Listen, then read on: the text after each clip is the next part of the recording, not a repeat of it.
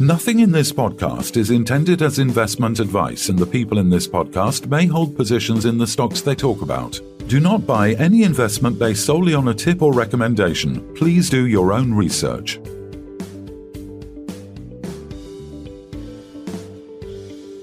Hello and welcome to the Midweek Takeaway. Today we're joined by two key figures from Conroy Gold and Natural Resources, John Sherman, the newly appointed chairman, and Kevin McNulty, senior geologist.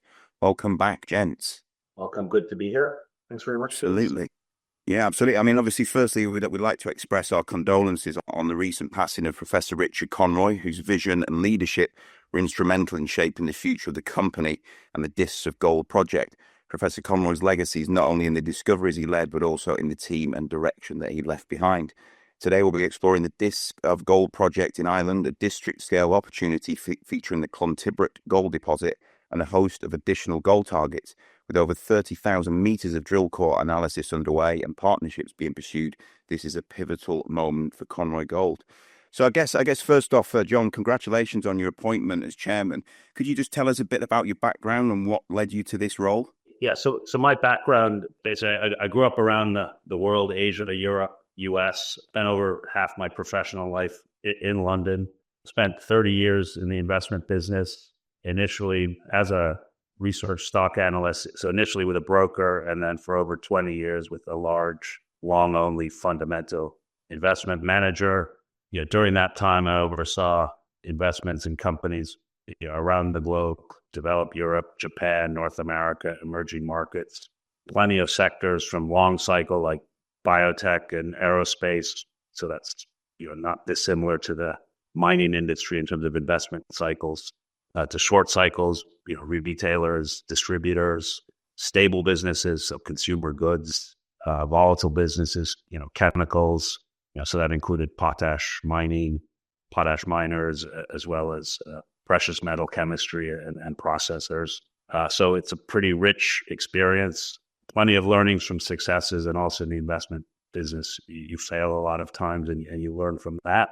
Key takeaways, for a successful investment, first you need good insight and patience. Second, capital deployment is vital for successful investment. So companies have to make good choices. They have to have plenty of opportunity to make those choices. And then I think what's also important, and I spent 15 years on the proxy committee, is good governance. So companies that work for the shareholders. So those are some of the qualities that I bring into this role to lead Conroy onward from the strong foundation that Professor Conroy has left for the company.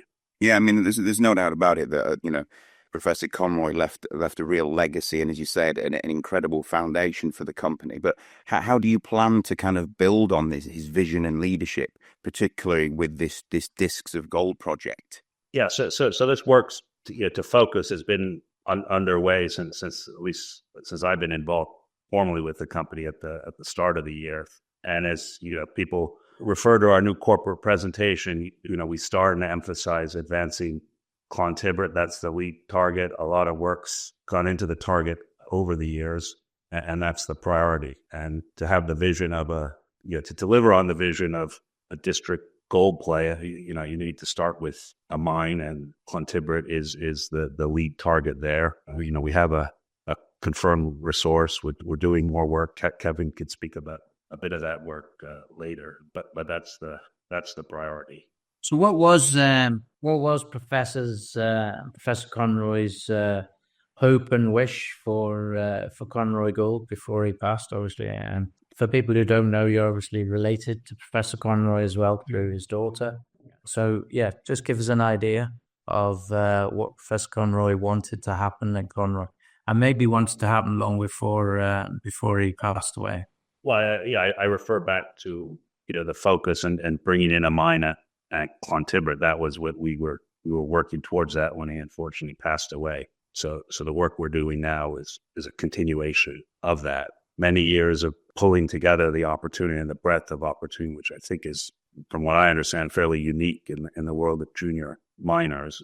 We have choices, but the clear lead choice is Clontibret to develop a mine there. So, Kevin, tell us a little bit about Clontibret. I mean, we visited Clontibret. If you remember, John, we met you personally when we were there probably 2 years ago, I think it was, almost. Not to the day, because I think it was slightly later in the year. But we were there in Clontibret then, and we'd been there before as well with Kevin when he took us down to the stream and the old antimony mine as well. So, Kevin, just tell us from a geologist's perspective, we've got 517,000 ounces of JORC from 2017 in gold, which is a substantial amount as it is, with gold, at 2,600 per ounce. So just give us the background on it.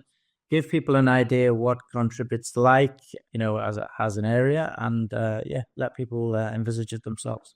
Yep, as you say, there's outcrop there, but it's set in a sort of drumlin type of terrain, which is this glaciated terrain. So it's got some till cover, and as you mentioned, we have a resource there of just over 500,000 ounces. Quite a lot of that is already in the indicated category.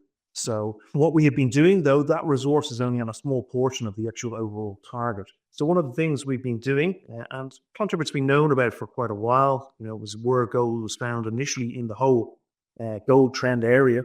And there's been drilling going back since the original drilling, I suppose, in the late 1950s. And then more drilling was done in the 1970s. And then we've advanced it on from there. But certainly one of the things we're doing now is trying to pull all that information together with some of our new modern techniques that we've been use, particularly on that older core that was done in the 1970s. And we're lucky we have an archive of core going back that far in our core sheds. So there's probably over 5,000 meters of old core that was done in the 70s. And we're looking at applying new knowledge to that, stuff that we've learned from the understandings of places like Fosterville and Newfound Gold, but particularly Fosterville. And Fosterville is an interesting case because we believe Fosterville is very akin to what we've seen in Clontibret. And the significance of Fosterville is that at depth, it goes from a refractory ore deposit, which had very similar grades to us, and it started out as a BIOX operation, open pit operation. But then at depth, Fosterville gets free gold, and you had, I think in the Swan zone there, you had like 2 million ounces or something like that at over 50 grams a ton. But that happens at about 800 meters depth. Most of the drilling we have done in Clontibret is shallow. It's probably all mostly around 100 to 150 meters. The deepest hole that we've drilled in Clontibret is about 350 meters. So one of these things we're doing with the relogging is compiling all that information together to help us target to go deep, to target these richer zones of depth. But it also will help us in building the geological knowledge. We'll be able to do more drilling, but also to understand we're going to incorporate the antimony in it and obviously bring in a new resource model in relation to that. So this is all building towards updating the resource model, bringing in the antimony into the resource model, and understanding the controls for going deeper to target zones deeper that might have these spectacular grades that we're looking for. So that's pretty much what we're doing. Why antimony is suddenly in favor? Well, antimony is key because antimony and the gold are linked. And if you look at Fosterville, it's antimony and gold become one of the critical pathfinders at depth at the below 800 meters.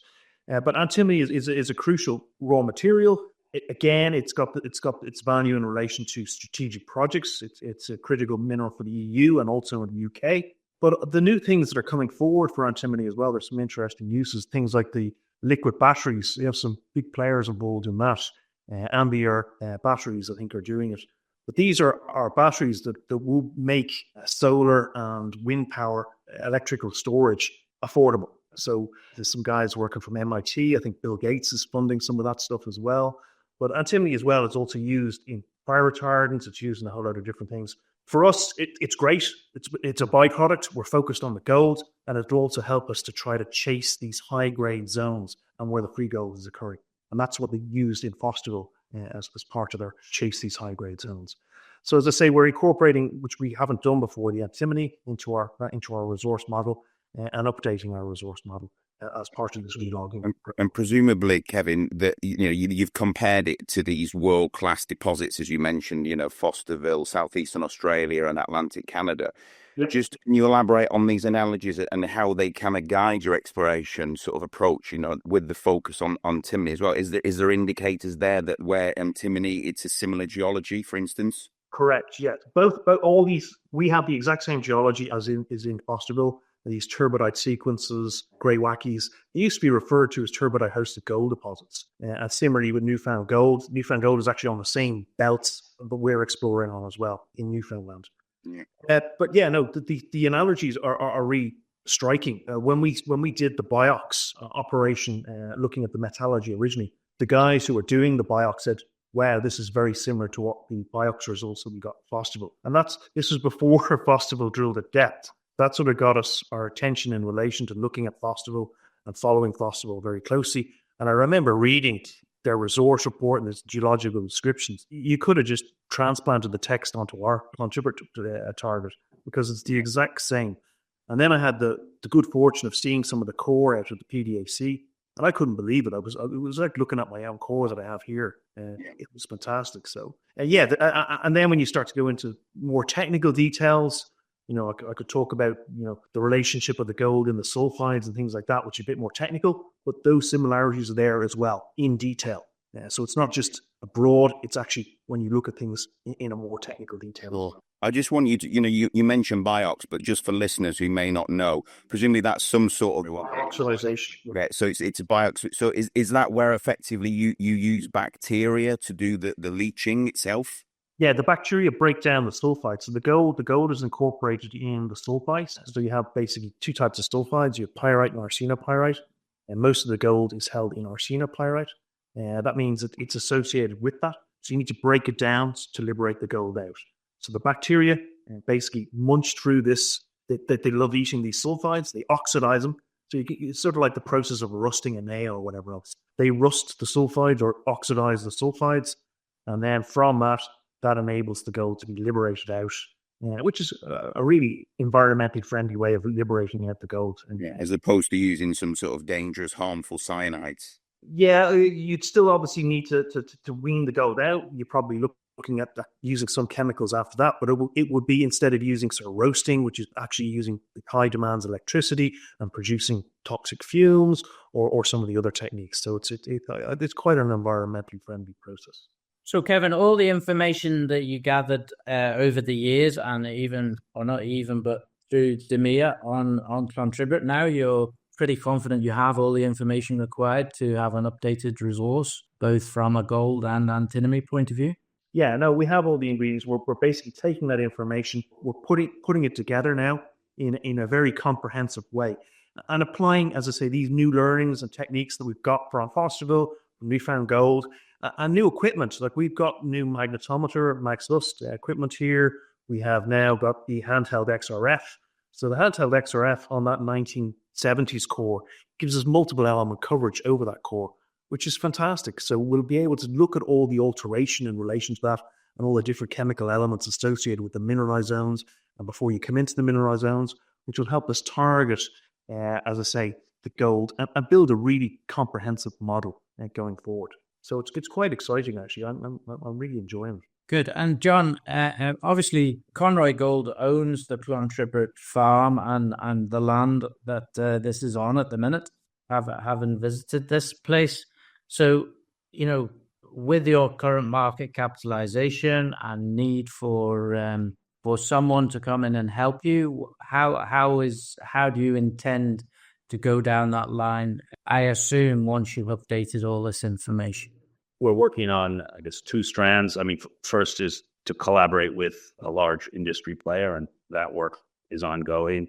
And a second choice would be to find, financial investors directly into the project, and that we pull the plan together and then agree on the plan and execute it. That's another possibility. With our current market value, the cost of capital for the company is very, very high. It's not attractive to keep raising money at the current share price. So we need to think carefully around that. And so a partnership model is the way forward. And, especially with industrial or strategic partner, they bring other skills to the table and other resources that will help the team. a great team on the ground, but it's a small team. They're working hard, but there are only so many hours in the day. But the project itself is just fantastic. As you said earlier on, there's very few projects in the world similar to this where you've got 90 kilometers gold trend, a resource already established on a really small portion of Clontibret. And, even when the people I married and came over, well, I looked at her, who's now one of our directors, her jaw was on the floor when she started going through, different owns that we had, right? And particularly with, things like the Creenkill, and you're getting visible gold at 123 grams a ton. Some great stuff here. So it really is, I think, very appetizing for anyone to look at. Yeah, and there are lots of opportunities, but I think the market's been screaming out for a while now, focus on one, because you can't have a gold district unless you start, and you start with something. So, if you look even at the 517,000 ounces, of gold in the ground, that's, at $2,600 an ounce. That's currently $1.34 billion US.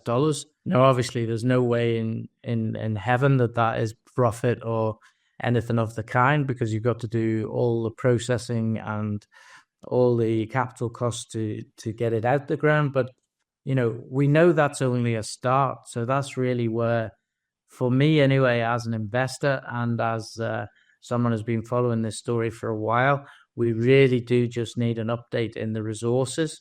And hopefully, as John said, to get either a JV or somebody who wants to come in at project level, not company level, and help you progress this. Because we all thought DeMere was going to be that, but it turned out it really wasn't. So what's your thoughts on that, Kevin?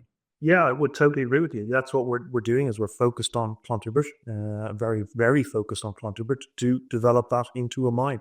So this is why we're going back, looking at the core, and basically bring that in to look at updating the resource model, bring in the antimony in relation to that, and also to help our understanding in targeting. And I think also that will not only help us, but also help other people externally as well. That if we have that as a sort of a key part of the overall thing, that we can show we have the guts of a mine here, and that it can only grow from that, I think is an excellent strategy going forward. And how much work would it require, Kevin, to, you've got some in the inferred and some in the indicated. How much would it take to, obviously you're going to be doing the relogging, and obviously structural analysis, as you've said, you're going to do deeper drilling to test the result in the high grade. And then you're also going to look to reduce the strip ratio. But how much work would it require to expand that sort of into the actually measured or proven category, to move it into, all of that 507,000 into that, or even extend it? Well, I don't think you need to do much into the measure, because you can obviously use or indicate it in the in your calculations, your economic calculations. You can't use inferred, so it's really doing that. Different interpretations. I'm not a resource geologist, but you get different interpretations. Some people feel happy with, if the variography is holding up very well, which it actually does with Clontibret, which is great.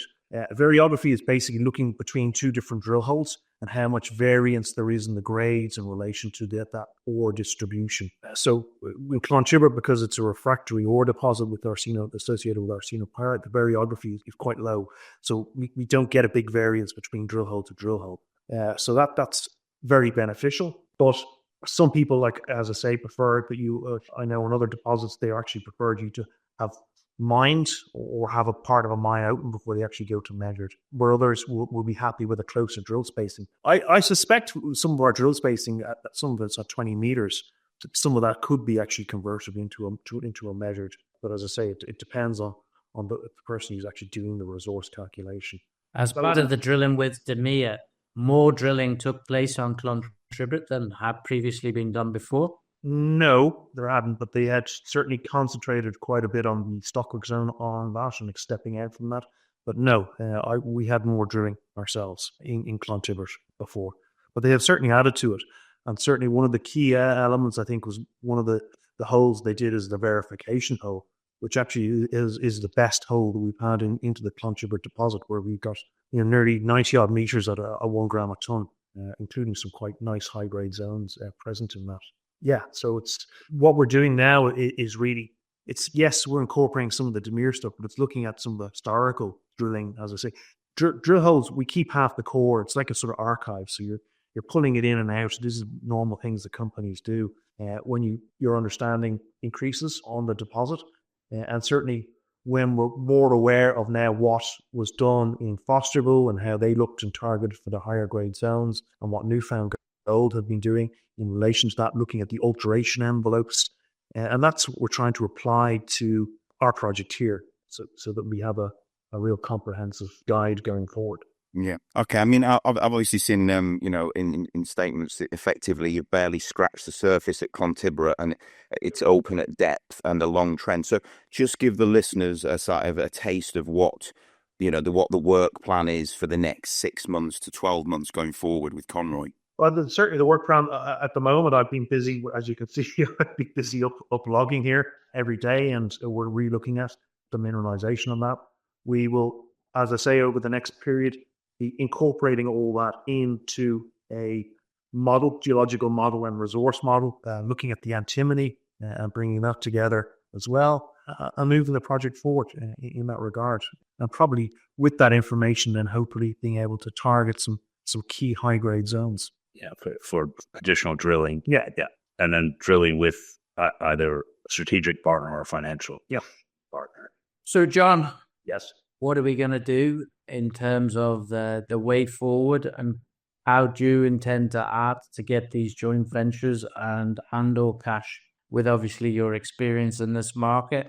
Are we set for a ride here with Conroy Gold? Well, we're working diligently. I mean, I'm supported by a very strong board with good contacts and good experiences, and then the company itself has had historic relations with a number of companies, so we feel well covered on the covered from the corporate side and on the financial side. Similarly, directors are helpful. I have helpful contacts from my experience, so we work on that to try and find investors who are willing to put money behind a junior explorer. I think there are a lot of people ready to write checks for a mine plan. We're a little earlier than that, but we work on that. And in this business, timing is, you can never predict the timing. It takes two to dance, and obviously we sooner the better, but we want the right partner. Yeah, but we're driven to move the project forward. That's very much that's what we want to do. Yeah, I want to just touch on that. You mentioned earlier, John, about Marion Moroney joining the board, and obviously being a seasoned leader in exploration and mining. I think she brings over about 30 years of experience, and she spent obviously more than 2 decades with Barrick Gold and very senior roles, VP of the new exploration. Just what do you think Marion is going to bring to the company? Energy, enthusiasm, the experience of seeing, looking at juniors from the perspective of a large company, what makes sense, what do you have to show, and just the knowledge of different gold deposits, as we see them all. And I think, when she's on site with the geological team here, I mean, their energy levels are, It's brilliant. It's great to have everyone, almost we're at Red Bull high. Man, my here, but I can feel that energy. But I mean, it's interesting because I think she actually is part of or a member of the PDAC Geoscience and Innovation Committee. So it'll be interesting to see how she can use that kind of like community to bring things forward, or interest, or let's say introductions to Conroy. I mean, Kevin could speak to from a geologist point of view. What she has immense contacts, like from her history working with a very, very large company where she would have been dealing with people all over the world. But her contact base is just incredible. But not only her contact base, her experience, knowledge, geological knowledge. Like, she has brought so much stuff here now, and that's we're doing some of this re-logging is pretty much from her input. And what she's saying, keep an eye out for this, look for this, put the package together in this way. So she's very much hands-on, and as I say, just an immense person to work with. It'd be fair to say she knows how to kind of build value into companies. Oh, absolutely incredible. As I say, just she's absolutely incredible individual. Very good. Did she have any, or does she have any experience with Fosterville or the other projects that you're talking about, Kevin? She's Australian, yes. She has good knowledge of Fosterville. Yeah. Okay, good. I think early in her career, she recommended Fosterville to one of her employers, and they passed. And that sat on 10 million, more than 10 million ounces. This was at the time. It was not. It was not. Yeah, she's very familiar with it. So why did she join Conroy Goldman? I think she loves the project. She's excited about the project and excited about where we can go with the project. And this is my understanding is, she would visit this stand at PDAC over the years, and each year this is getting more and more interesting. Yes. And so then when she stepped away from Barrick, she had strong interest and enthusiasm. She couldn't fight the lure of the gold bar and the harp, could she? On the signage of Conroy. Yeah, no. As I say, she does have some Irish connections as well. So, but yeah, I think she's watched the project grow over the last number of years. It's, as I say, it's fantastic to have her working for us. But the irony of the situation, John, is that right now probably Conroy is as lower market cap as it has been in the last number of years, and yet I think you're probably in a better position now than you have ever been. I would agree. We have a great template, great project, great team around us on the ground. Yeah, we push forward, and the goal is to bring a mine in. To make that vision real and tangible. And it's not easy. I think for the whole junior sector, finance is a chronic challenge. I guess the Lassonde curve is very much alive and well. And as leadership, we need to work through that with diligence. Indeed. Okay. Well, we wish you luck, and we hope to hear from you in the not too distant future about progress that's happening with Clontibret, and maybe we take a scoot over there again and show people what's happening. I mean, I think because of the ban also of antimony from China, there is a real need in the West for antimony, which I can't pronounce very well. So this really adds an extra dimension to what's at Clontibret, because obviously it was an old antimony mine before they started discovering the gold. So, very interesting times ahead, and we look forward to what you're going to be putting out in the future. Thanks, Aslan. Thank you for your time, Kevin and Phil. Thanks. So John Sherman and Kevin McNulty of Conroy Gold, thanks very much for appearing on the podcast. Look forward to having you over. Yeah, thank you. This podcast was brought to you by Roast PR Limited. If you would like to appear on a future episode of The Sunday Roast, please email admin@thesundayroast.net.